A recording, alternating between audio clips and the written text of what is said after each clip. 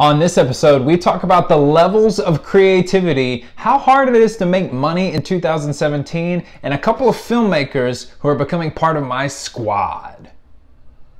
People still say squad?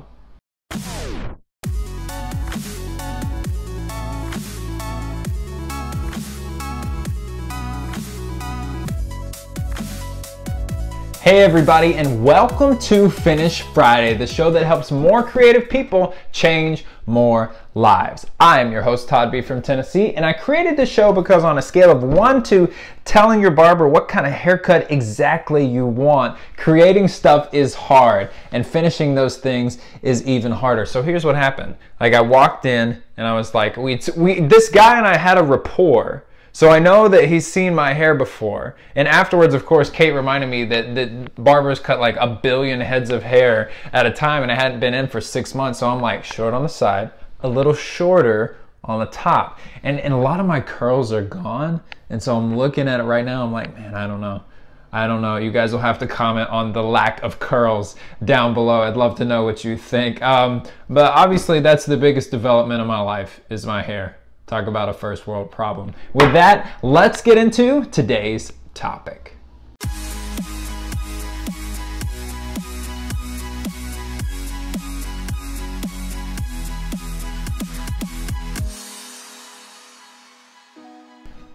We think that improvement in creativity comes at a steady climb. Like there's this general kind of concept that in order to get better at anything, you just take a steady climb and you kind of get better and better and better day after day. And I've even promoted that as well, right? With my 1 day at a time, like do 30 seconds more of what you love every day. The 1 day aspect has a lot to it, but to be honest, guys, like my man E.T. the hip hop preacher says, there's levels to this. So what happens is as you grow, you will eventually get to a point where like it doesn't feel like you're making progress anymore.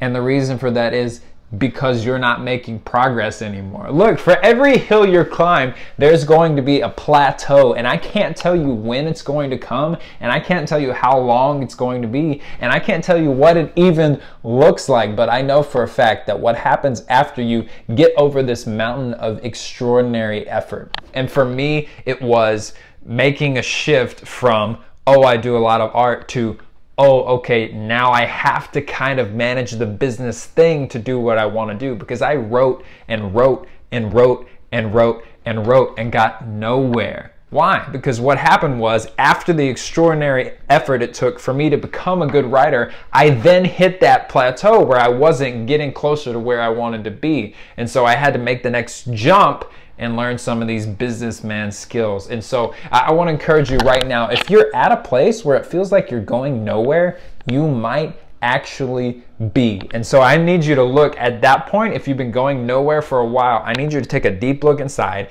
and break yourself open to figure out what to do next, because it's only these big jumps, these radical changes, that will get you to the top of the ladder where you want to be. It's not a consistent improvement. There are going to be levels always.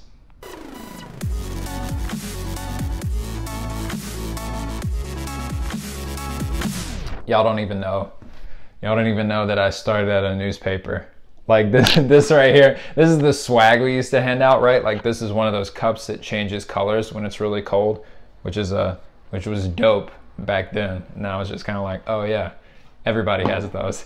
This week's question of the week, guys, you can ask a question of the week anytime to me on Twitter at Todd Bryson, or of course down below in the comments. It's just easier that way. But on Twitter, I'm there all the time, so it's a lot more fun. Today's question of the week comes from Mr. Radio again. Man, I love that guy. Thank you so much, Radio. Big fan of the show. I see you in the comments.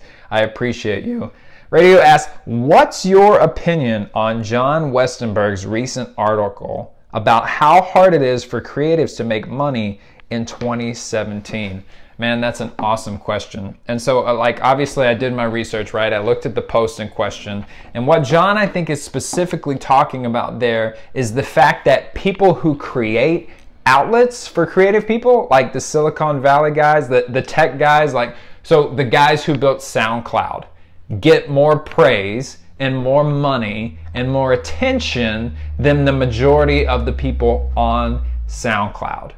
Like, I think that's the dichotomy that John has an issue with. And I know John personally, and he's just a super great guy, but he, like the rest of us, is trying to figure out how to build his life and how to put dollars together around his passion, or try to figure out what makes him fulfilled, and at the same time kind of takes care of these necessary life expenses. And so I think he was particularly cheesed off because he was like trying a model where it was like 10 cents to read a blog post, and so he was trying the micro payments kind of thing, and a couple of people, you know, like got mad at him, went off on him. And so I know that piece was probably a reaction to that. But listen, guys, the way I think, and the reason that I can never walk down that door of like, oh, it's so hard for creatives to make money, is because if the internet didn't exist, it would be impossible. Like, you would write for your whole life and just hope and wait to be picked. And so I have a lot of love for my man John, and he's so right in so many things, and he's doing so many things right.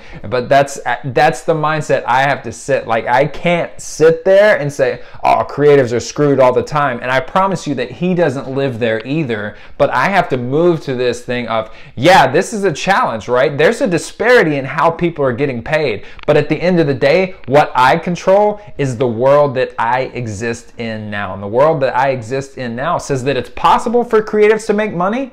It's just hard. And so if you can deal with that, and if you can go in with the attitude that you know it's going to be an issue, that you know it's going to be a challenge, that you know it's going to be an uphill climb, and you steel yourself for that, you're going to have no problem making money. It might just take longer than you think.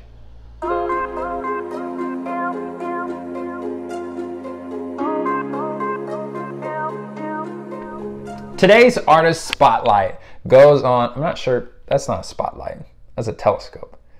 Today's artist spotlight goes on the folks over at the Who Shot First podcast and Omega Pictures. So that's one big group there that I'm piling together.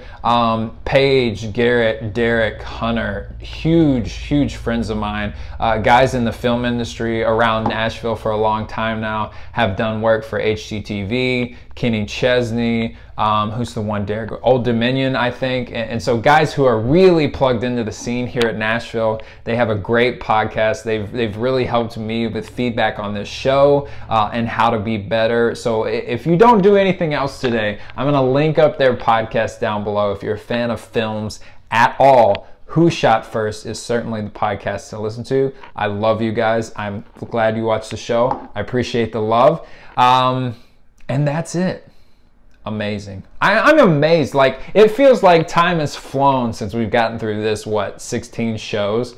Unbelievable. Thank you guys so much for the attention. Thank you for spending the time. Don't forget to hit that like button and comment down below in your answer to today's Ask the Audience. What are you planning for the rest of your year?